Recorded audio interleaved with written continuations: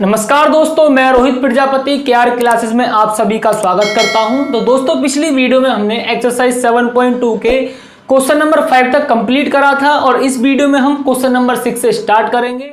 तो आइए वीडियो को स्टार्ट करते हैं।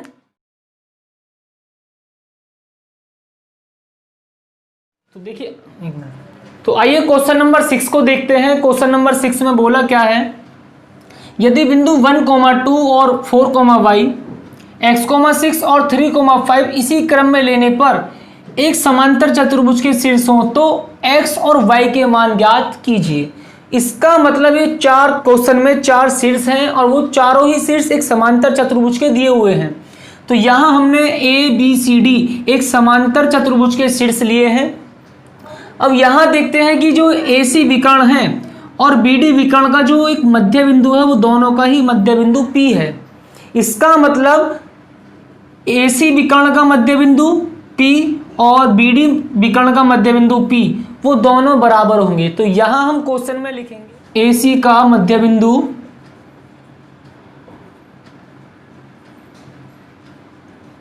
बराबर BD विकर्ण का मध्य बिंदु, BD का मध्य बिंदु। अब मध्य बिंदु का फॉर्मूला क्या होता है, देखिए मध्य बिंदु का मैं आपको फॉर्मूला बता चुका हूं, x1 plus x2 upon 2 y1 plus y2 upon 2। इसका मतलब हमें करना क्या है, AC विकर्ण का मध्य बिंदु निकाल रहे हैं। तो 1 plus x upon 2, 1 plus x upon 2 2 plus 6 upon 2। तो यहाँ 2 में प्लस 6 कर लेते हैं, अपॉन में 2 आ जाएगा और बराबर कर लेते हैं। इसी तरह से 4 प्लस 3 अपॉन 2 और कोमा आ जाएगा y प्लस 5 अपॉन 2। तो यहाँ लिख देते हैं 4 plus 3 upon 2 comma y plus 5 upon 2। अब इन्हें थोड़ा सा सॉल्व कर लेते हैं। 1 प्लस एक्स को ऐसा का ऐसा ही लिखेंगे, अपॉन में 2 आ जाएगा। 2 प्लस 6 अपॉन का मतलब 2 प्लस 6 का मतलब 8 अपॉन 2 बराबर 4 में 3 ऐड हुआ तो 7 upon 2 comma 5 y plus 5 upon 2। अब यहाँ 8 अपॉन 2 का मतलब तो हो जाएगा 4, मतलब 2 से 8 में डिवाइड करेंगे तो 4 आ जाएगा। तो ये हो जाएगा 1 प्लस एक्स अपॉन 2 कोमा 4 बराबर 7 upon 2 comma y plus 5 upon 2। अब यहाँ क्वेश्चन में कंपेयरिंग कर लेते हैं। देखिए ये दो बिंदु आपस में बराबर के दोनों साइड हैं, तो ये x का मान होता है, ये भी x का मान होता है, ये y का मान होता है, ये y का मान होता है। तो यहाँ x वाले फंक्शन बराबर रख लेते हैं और y वाले मान आपस में बराबर रख देते हैं। तो यहाँ 1 प्लस एक्स अपॉन 2 बराबर 7 अपॉन 2 और इसी तरह से या 4 इक्वल y प्लस 5 अपॉन 2। अब यहाँ करना क्या है, पहले इसको सॉल्व कर लेंगे और फिर इसे सॉल्व करेंगे।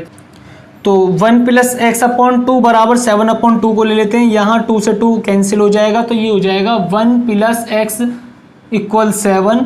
x का मान निकालने के लिए 7 प्लस का 1 बराबर के दूसरी साइड चला जाएगा, माइनस हो जाएगा। तो 7 में से 1 गया 6, तो x का मान तो हमारा निकल कर आ गया 6। इसी तरह से y का मान निकालना है। 4 इक्वल y प्लस 5 अपॉन 2 को ले लेते हैं। 4 इक्वल y प्लस 5 अपॉन 2 और 2 की मल्टीप्लाई 4 में कर देते हैं तो 8 हो जाएगा। 8 इक्वल y प्लस 5। अब यहाँ y का मान निकालना है तो प्लस 5 को बराबर के दूसरी साइड भेज देते हैं और प्लस की संख्या बराबर के दूसरी साइड माइनस में चली जाएगी। तो ये हो जाएगा 8 माइनस 5 इक्वल y और 8 में से 5 लेस करने पर आ जाएगा हमारा 3 इक्वल y और इसे लिख सकते हैं हम y बराबर 3। तो इसका मतलब जो क्वेश्चन में पूछा था x का मान और y का मान वो निकल कर आ गया। x का मान निकल कर आया है 6 और y का मान निकल कर आया 3। तो आइए क्वेश्चन नंबर 7 को देखते हैं। क्वेश्चन नंबर 7 में बोला क्या है, क्वेश्चन नंबर 7 में बोला है बिंदु A के निर्देशांक ज्ञात कीजिए जहां AB एक वृत्त का व्यास है जिसका केंद्र 2, -3 है तथा B के निर्देशांक 1, 4 है। तो क्वेश्चन में बोला गया है कि जो हमें एक वृत्त दिया हुआ है और AB लाइन जो है वो उसका व्यास है और साथ ही साथ 2, -3 उस वृत्त का केंद्र है। केंद्र का मतलब तो मैंने यहाँ जो जस्ट बीचों बीच जो बिंदु होता है वृत्त का केंद्र होता है उसे मैंने O मान लिया है और वो है 2, -3। अब साथ के साथ एक चीज़ देख लेते हैं कि यदि मैं इस AB लाइन का एक मध्य बिंदु निकालूं तो भी वो जस्ट बीचों बीच ही निकल कर आएगा, और एक बिंदु हमें पहले से दिया हुआ है तो हम दोनों को बराबर मान लेंगे। तो यहाँ पहले जो क्वेश्चन में हमें दिया है वो लिख लेते हैं। माना A बिंदु ले लेते हैं हम x, y के रूप में। यहाँ जो A बिंदु निकल कर आएगा वो x, y के रूप में निकल कर आएगा, और B बिंदु माना है हमने 1, 4, ये क्वेश्चन में दिया है, और केंद्र को मान लिया हमने O 2, -3। अब यहाँ क्वेश्चन में बिंदु O AB लाइन का केंद्र दिया हुआ है, मतलब इस पूरे वृत्त का केंद्र दिया है। तो यहाँ लिख लेता हूँ मैं, चूंकि बिंदु O वृत्त का केंद्र है, तब अब इसमें होगा क्या, AB का मध्य बिंदु, AB लाइन का जो मध्य बिंदु है वो क्या है हमारा O। क्वेश्चन के अकॉर्डिंग जो दिया हुआ है वो बिंदु O दिया हुआ है। तो अब एक काम करते हैं, हम AB का मध्य बिंदु निकाल लेते हैं। AB के मध्य बिंदु का फॉर्मूला होगा x + 1/2, x + 1/2, y में 4 ऐड करो और अपॉन में कर दो 2, तो y + 4/2 बराबर बिंदु O क्या दिया हुआ है, 2, -3 दिया हुआ है, 2, -3 हमने लिख दिया। अब यहाँ x + 1/2, y + 4/2 बराबर 2, -3 है। ये x का मान है, ये भी x का मान है, ये y का मान है और ये y का मान है। तो इसका मतलब x वाले फंक्शन बराबर में और y वाले फंक्शन आपस में बराबर में, मतलब ये दो बराबर में और ये दो संख्या आपस में बराबर में लिख देते हैं। तो यहाँ लिख देते हैं x + 1/2 बराबर 2 तथा y + 4/2 बराबर -3। तो करना क्या है, क्रॉस मल्टीप्लाई कर देते हैं। x + 1 बराबर 2 की मल्टीप्लाई 2 में होगी 4 आ जाएगा, x बराबर 4 - 1 बराबर यहाँ आ जाएगा x बराबर 3। तो इस तरह से x का मान निकल कर आ गया 3। अब इसे सॉल्व कर लेते हैं। y + 4 बराबर क्रॉस मल्टीप्लाई करने पर ये हो जाएगा -6, y बराबर -6, ये प्लस का 4 बराबर के दूसरी साइड जाएगा तो माइनस का 4 हो जाएगा। तो माइनस माइनस होता है प्लस, तो उस -6 और -4 हो जाएगा -10, तो y बराबर आ जाएगा -10। तो इस तरह से x का मान और y का मान निकल कर आ गया। क्वेश्चन में पूछा गया था बिंदु A, तो x का मान आ गया, y का मान आ गया और इस बिंदु में रख देते हैं। तो यहाँ लिख देते हैं, अतः बिंदु A, और बिंदु A निकल कर आएगा, पहले x का मान लिखेंगे और फिर लिखेंगे y का मान, तो 3, -10 हो जाएगा, 3, -10।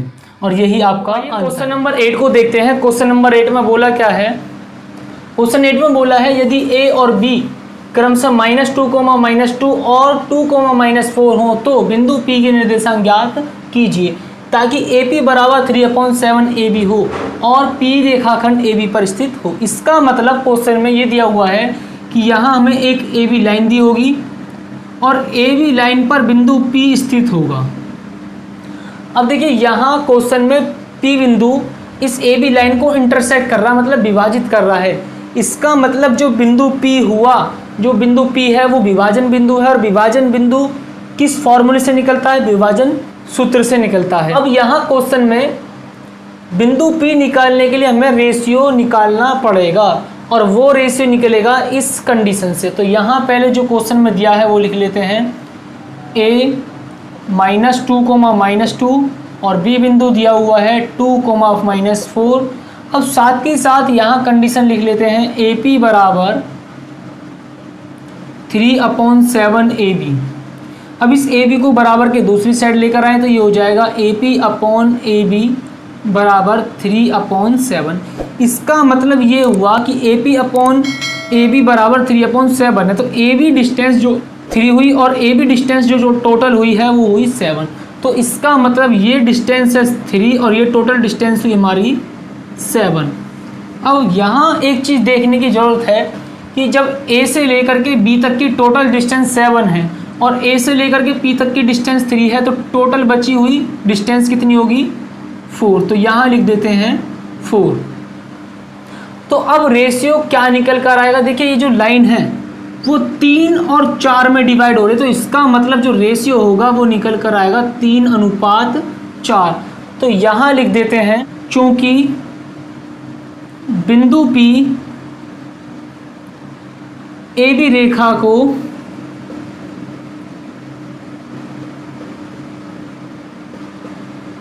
तीन अनुपात 4 में विभाजित करता है,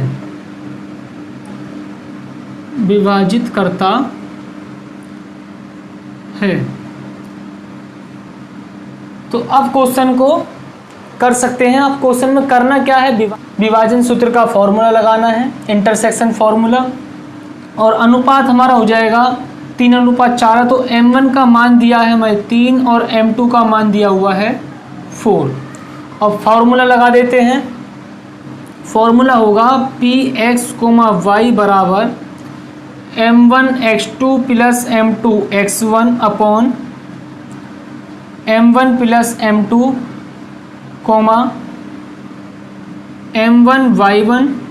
m1y2 plus m2y1 upon m1 plus m2। अब यहाँ सभी मानों को क्वेश्चन में इस फॉर्मूले में रख देते हैं और क्वेश्चन हो जाएगा। तो यहाँ क्वेश्चन को मैं सॉल्व कर देता हूँ। p बराबर, अब देखिए यहाँ सभी मानों को रख देते हैं। m1 x2 का मतलब 3 की मल्टीप्लाई हो जाएगी, x2 का मान है वहाँ पर 2, तो यहाँ मान रख देते हैं सारे 3 × 2 प्लस m2 × x1 का मतलब हो जाएगा 4 × x1 का मान है -2, तो 4 × -2 अपॉन में हो जाएगा m1 प्लस m2 का मतलब हो जाएगा 3 + 4। और इसी तरह से यहाँ बाद में मान रख देते हैं m1 × 2 का मतलब है 3 × 2 का मान है -4, तो 3 × -4 प्लस m2 y1 का मतलब 4 की मल्टीप्लाई हो जाएगी y1 में, तो -4 की मल्टीप्लाई -2 में हो जाएगी, 4 × -2 और अपॉन में आ जाएगा 3 + 4। अब यहाँ 3 × 2 का मतलब हो जाएगा 6, प्लस माइनस होता है -4 2 जा 8 अपॉन 3 + 4 हो जाएगा 7, 3 4 जा -12, यहाँ प्लस माइनस हो जाएगा -4 2 जा 8 अपॉन 3 + 4 का मतलब हो जाएगा 7 अपॉन, अब यहाँ पर 8 में से 6 को लेस करने पर हो जाएगा 2 और बड़ी संख्या के साथ माइनस, इसलिए माइनस अपॉन में आ जाएगा 7 और कोमा माइनस माइनस होता है प्लस, तो 12 और 8 हो जाएगा 20 और बड़ी संख्या के साथ माइनस, इसलिए माइनस अपॉन में आ जाएगा 7 और ये आपका विभाजन बिंदु मतलब P बिंदु के निर्देशांक निकल कर आ गए।